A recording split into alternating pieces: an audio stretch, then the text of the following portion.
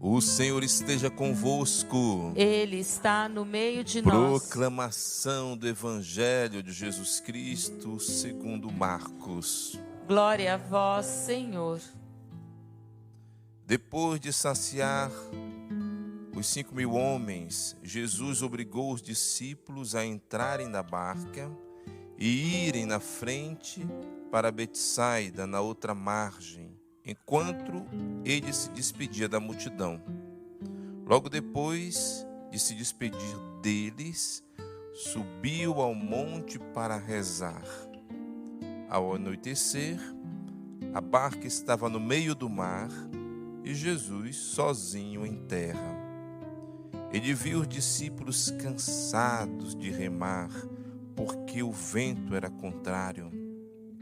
Então, pelas 3 da madrugada, Jesus foi até eles andando sobre as águas e queria passar na frente deles. Quando os discípulos o viram andando sobre as águas, pensando que era um fantasma, começaram a gritar. Com efeito, todos o tinham visto e ficaram assustados. Mas Jesus logo falou: coragem, sou eu. Não tenhas medo. Então subiu com eles na barca e o vento cessou. Mas os discípulos ficaram ainda mais espantados, porque não tinham compreendido nada a respeito dos pães. O coração deles estava endurecido. Palavra da salvação. Glória a vós, Senhor. Jesus acalma a tempestade. Ele não tem somente o poder de curar as enfermidades, mas também ele tem o poder sobre a criação, mostrando assim que ele está no domínio de todas as coisas. Mas o texto é belíssimo, onde nós podemos aprender com a palavra de Deus. A primeira coisa, o interessante aqui, que Jesus obriga os apóstolos a entrarem na barca. Jesus sabia que a tempestade iria se aproximar, porque isso era olhar para o céu e ver a formação das nuvens. Por que Jesus não falou assim? Gente, vamos ficar aqui, tranquilo, vamos deixar a chuva passar e depois vocês vão. Não, Jesus obriga, para que os apóstolos pudessem se habituar às tempestades da vida. Jesus já mostra de imediato que a tempestade, os ventos contrários, são realidades que nós temos que enfrentar e não fugir, porque de qualquer maneira, mesmo na nossa tranquilidade, um dia a tempestade vai bater na nossa porta. Isso o próprio Jesus, quem disse lá em Mateus no capítulo 7, a casa edificada na rocha sofrerá tempestade, mas a casa não cairá. Por que Jesus faz isso? Jesus quer treinar os seus apóstolos para a pior de todas as tempestades que a igreja sofrerá já no seu início, que é a cruz. Jesus será ferido e todos serão dispersos. A maior, o pior de todos os sofrimentos que os apóstolos enfrentarão é quando Jesus sofrer a paixão e a crucificação. Então aqui é um treinamento. Jesus empurra os apóstolos para a tempestade, para o meio do mar. Na verdade aqui é a Galileia, então não é um mar como nós pensamos, é um grande lago.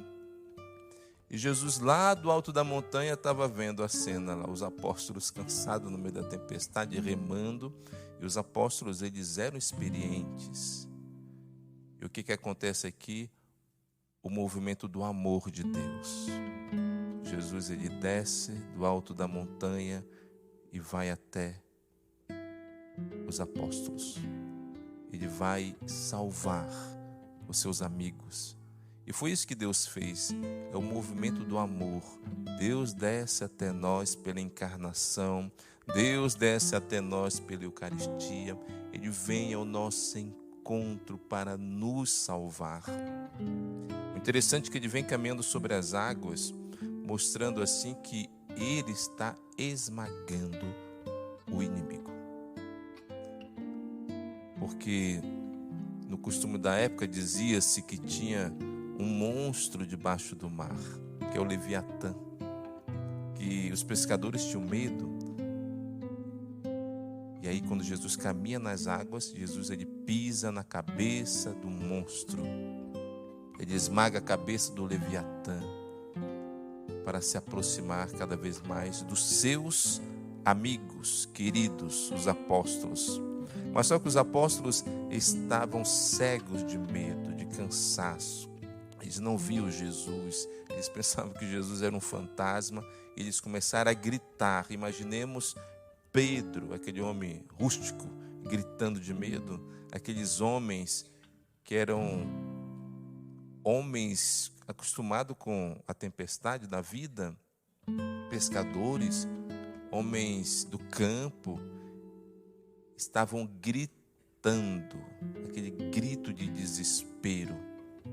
É aí que Jesus se manifesta e entra no barco e depois ele acalma a tempestade. Queridos irmãos e irmãs, esse episódio que aconteceu com os apóstolos também acontece na nossa vida.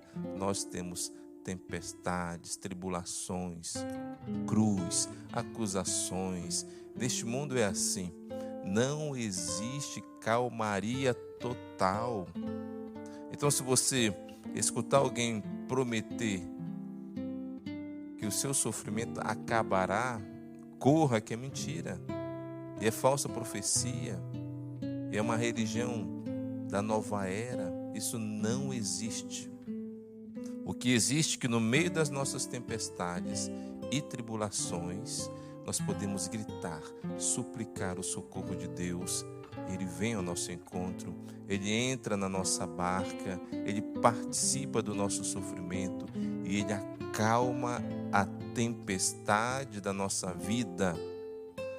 Não importa o tamanho da tempestade que você esteja vivendo, doenças, acusações, mentiras que lançaram sobre você, talvez você está desempregado ou vivendo um momento de depressão, não importa. Jesus ele olha para você, espera o seu grito, a sua súplica.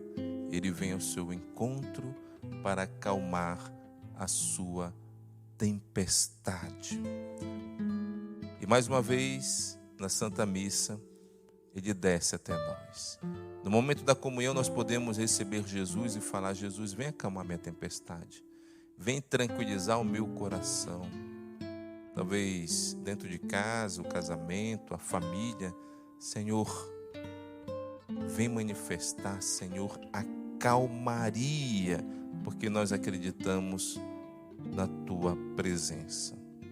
Eu estou falando de tempestades e tribulações que podem acontecer na vida, porque nós somos humanos, nós não somos deuses, nós somos seres humanos, então nós estamos sujeitos sim às tribulações. Mas existe sofrimento que são causados por nós mesmos, pelas nossas escolhas.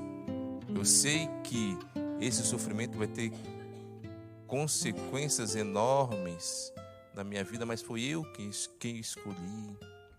Foi eu que fui atrás das drogas, foi eu que me meti nos vícios. Ah, padre, agora eu estou sofrendo, minha família está sendo destruída. Mas teve uma escolha. Mas mesmo nessa escolha, Jesus pode acalmar a tempestade se nós tivermos a coragem de renunciar a tudo isso e dizer: Senhor, eu quero te seguir de todo o meu coração. Eu sei que não vai ser fácil, mas eu te apresento a minha prece. E diante das nossas tempestades, não esqueçamos essa palavra de Jesus: coragem, sou eu, não tenhas medo. Agora faça a oração que está presente no seu coração e vai pedindo ao Senhor: Senhor, acalma minha tempestade, Tu sabes o quanto eu sofro por tal situação. Eu estou remando neste mar,